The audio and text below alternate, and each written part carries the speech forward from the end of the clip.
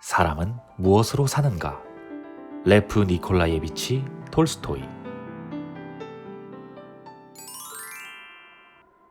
추운 겨울밤, 어떤 남자가 거리를 걷고 있습니다. 그는 시몬이라는 구두장이입니다. 밀린 외상값을 받기 위해 마을로 왔지만 돈이 이것밖에 없네요. 나머지는 일주일 뒤에 드릴게요. 외상값을 일부만 받아서 너무 속상했습니다. 거참 다음에 준다 하지 않소. 너무 분해 그나마 받은 돈도 일부를 쪼개 술을 사 마시고 집으로 돌아가고 있습니다. 에이, 3대가 빌어먹어라, 못된 인간들아. 교회 옆을 지나가는데 뭔가 이상한 것이 보였습니다. 벌거숭이 사람이었습니다. 시몬은 그냥 못 본 척 지나가려 합니다. 그는 망설입니다. 그는 착한 사람이었습니다. 시몬은 쓰러져 있는 사람에게 다가갑니다. 시몬은 그 사람에게 옷을 입히고 부축합니다. 이보 젊은이, 괜찮소? 우리 집에 갑시다. 고맙습니다.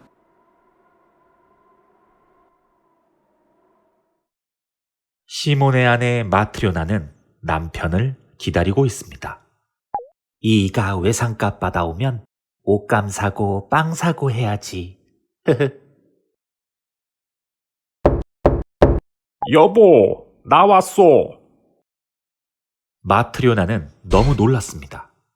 시몬이 술 냄새를 풍기고 수상한 사람과 돌아온 것입니다.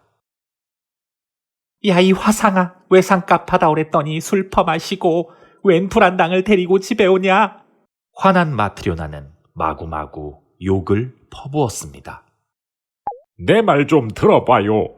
무턱대고 화만 내지 말고. 시몬은 아내에게 그간 사연을 간절히 말했습니다. 당신 마음에 하나님은 없는 거요. 남편의 말에 그녀는 뜨끔했습니다. 마트료나는 젊은이에게 음식을 나누어 주었습니다. 차분해진 그녀는 그를 보며 측은한 마음이 들었습니다. 젊은이는 그때 미소를 지었습니다. 어쩌다가 길에 쓰러져 있었어요. 하나님께 벌을 받았습니다. 그는 알 수 없는 말을 하고 입을 닫았습니다. 참 딱하네. 그나저나 내일은 끼니를 어찌해야 할지 걱정이네요. 삿입에 거미줄이야 치겠소. 고단한 하루가 끝나고 그들은 잠에 듭니다. 다음 날 아침이 되었습니다.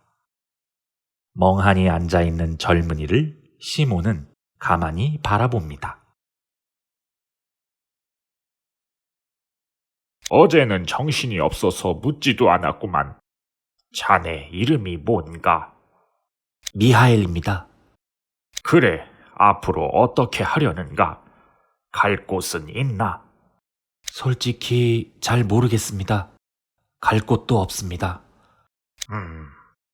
그럼 자네 내게 기술을 배우고 여기서 일해보겠나?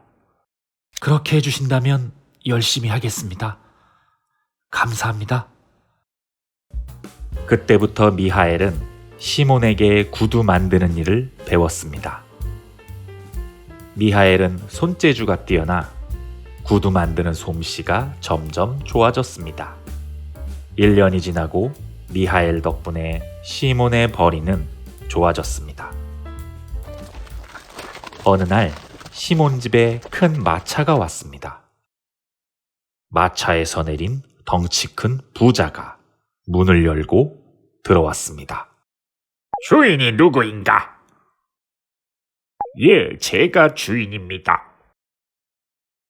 그는 고급 가죽을 턱 내려놓으며 말했습니다. 이 가죽은 독일제 최고급 가죽이네.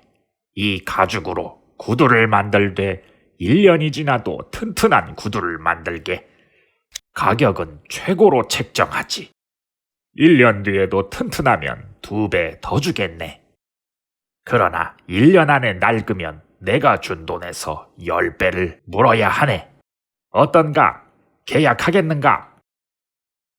어떤가? 계약하겠는가? 시몬은 망설였지만 미하엘이 자신 있다고 하여 계약을 합니다. 자네가 솜씨가 더 좋으니 만들어 보게. 나는 보조하겠네. 네, 바로 시작하겠습니다.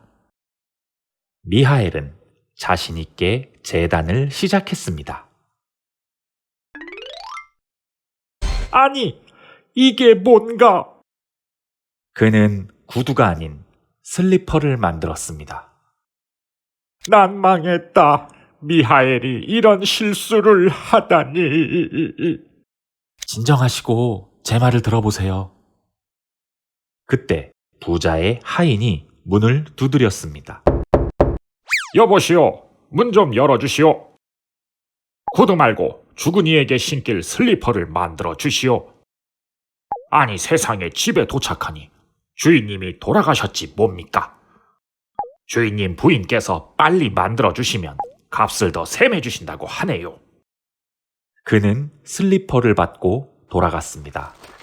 시몬은 미하엘 덕분에 큰 돈을 벌었습니다. 미하엘이 시몬 집에서 지낸 지 6년이 되었습니다. 어느 평안한 오후, 그는 시몬의 아이들과 놀고 있었습니다. 그때 어떤 부인과 쌍둥이 여자아이 둘이 시몬 집에 왔습니다. 아니, 저 아이들은?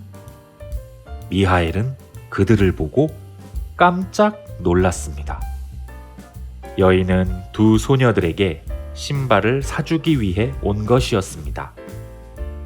신발은 여기 이 친구가 만듭니다. 솜씨가 매우 좋은 친구입니다. 미하엘은 소녀들을 계속 바라봤습니다. 아이들이 쌍둥이라 발 사이즈도 똑같네요. 그런데 이 아이는 어쩌다?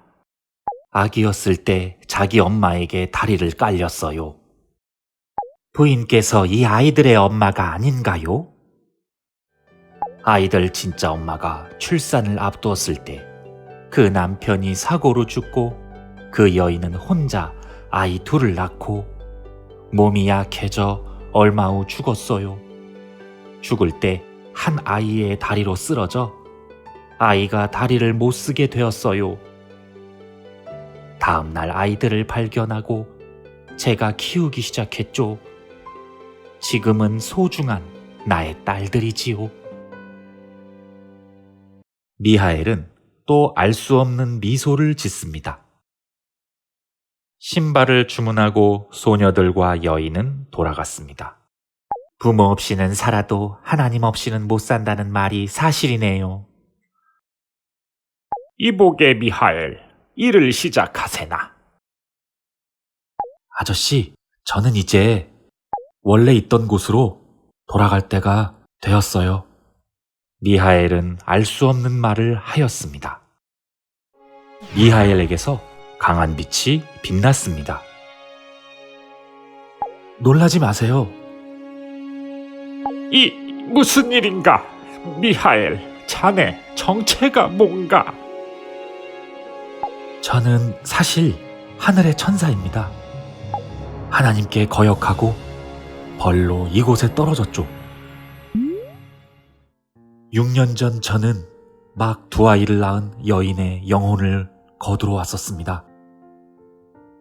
여인은 얼마 전 남편이 죽었고 자신마저 죽는다면 아기들이 너무 불쌍하다며 아기들이 젖을 뗄 때까지 살려달라 했지요.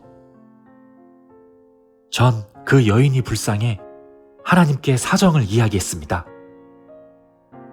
어서 그 여인의 영혼을 거두어 와라.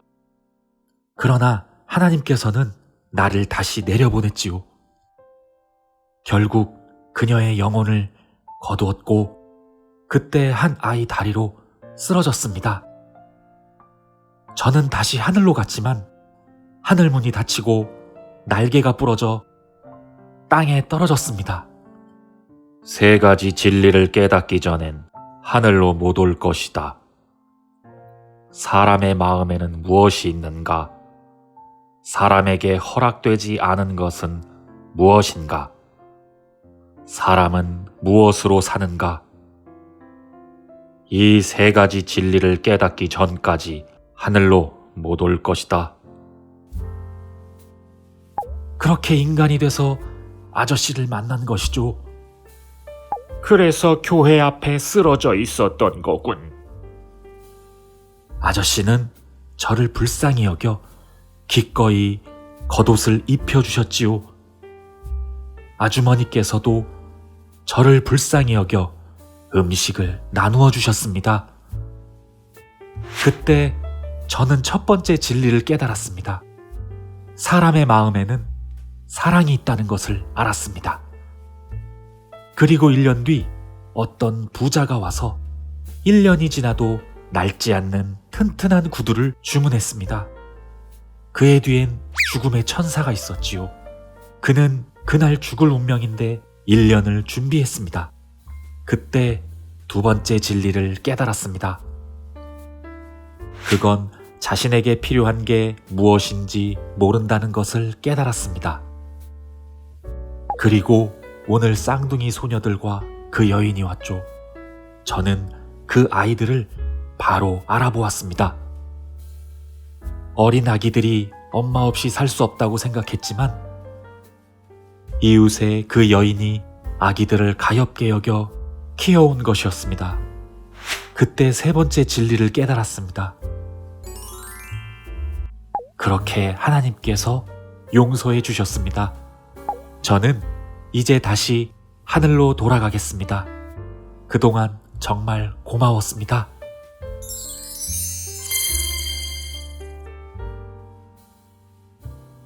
빛이 사라지고 그곳엔 시몬 가족만 있었습니다. 하나님은 사람들이 함께 살기를 원하기 때문에 사람의 마음에 사랑을 주시고 자신에게 필요한 건 모르지만 다른 이에게 필요한 게 무엇인지 알게 하셨습니다. 사람은 하나님의 사랑 안에서 서로 사랑하며 살아가는 것입니다.